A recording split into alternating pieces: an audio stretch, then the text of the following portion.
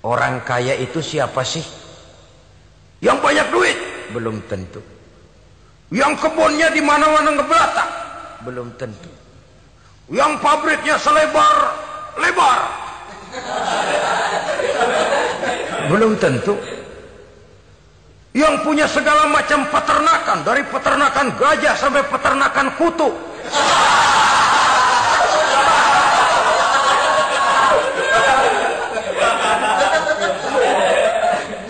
Belum tentu.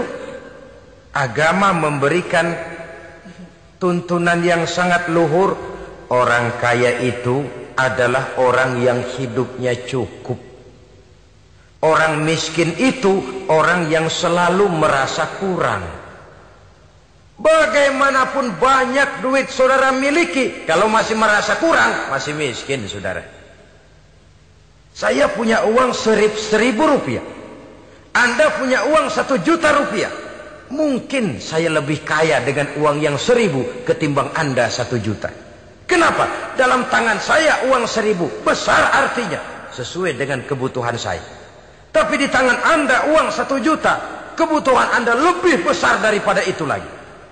Maka agama mengajarkan sifat qanaah, merasa cukup, dan itulah sumber kekayaan yang hakiki. Orang kaya adalah orang yang hidupnya cukup.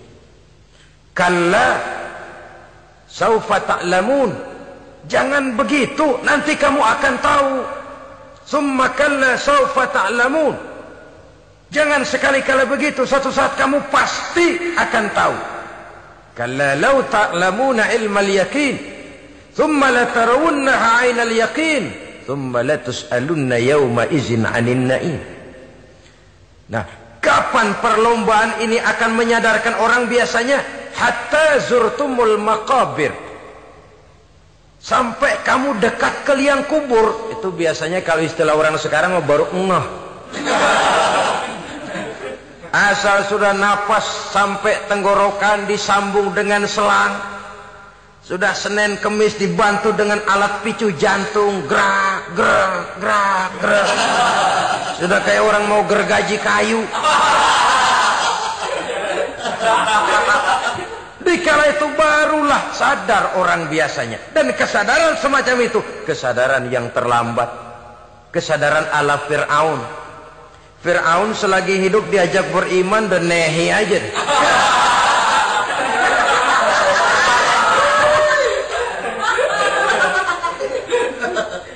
Tapi ketika dia tenggelam di lautan merah bersama seluruh tentaranya, dikala napas hampir terputus, keluar ucapannya, amantu bi Rabbi Musa wa Harun. Aduh, kalau begini mah saya juga percaya kepada Tuhannya Musa dan Harun. Saya beriman kepada Allah. Lagi timbul tenggelam mau sekarat baru beriman. Hatta zurtumul maqabir, kamu telah lalai dari sebab bermegah-megah sampai kamu masuk ke liang kubur, dekat ke liang kubur. Kalimat zurtum di sini menjelaskan bahwa kubur itu tidak selamanya. Zurtum itu dari kalimat zaro ya zuru, berziarah. Orang berziarah kan sebentar. Ke kubur itu sama dengan berziarah kita di situ. Sebentar, tidak akan selamanya, tidak akan kekal dalam kubur.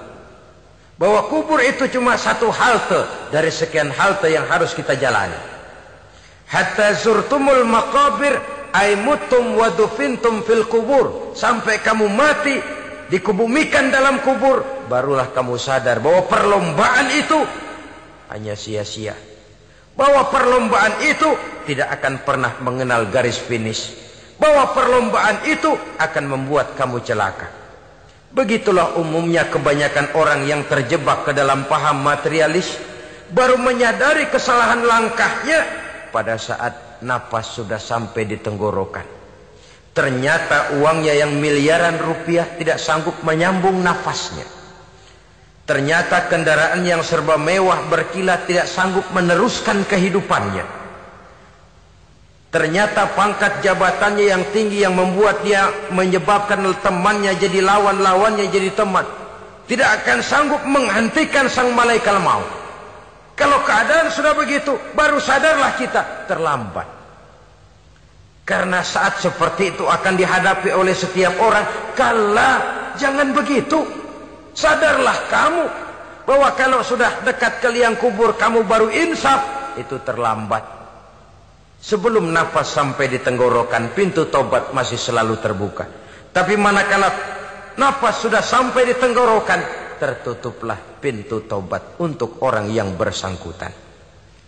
Oleh sebab itu, perlombaan dengan bermegah-megah terhadap materi duniawi, tolok ukur dan pandangan hidup yang terbatas kepada wujud benda semata-mata, memang sering menyebabkan orang lalai, sering menyebabkan orang lupa diri, tidak sadar tentang hakikat yang terpenting dari kehidupan ini, yaitu tentang dari mana dia datang, di mana dia sekarang, dan kemana dia akan pulang. Sungguh, ilmu pengetahuan tidak akan pernah mampu menjawab persoalan ini. Sungguh, filsafat juga tidak berdaya menghadapi pertanyaan seperti ini.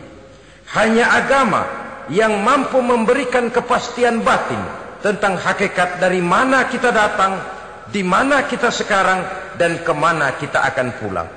Makin kita renungi pertanyaan ini, makin kita menemukan diri sendiri.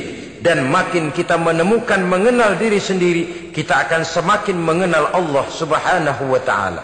Semakin kita mengenal Allah, maka akan semakin terpanggil kita untuk dekat dengannya, mentaati segala perintahnya, dan berupaya menjauhi segala yang dilarangnya.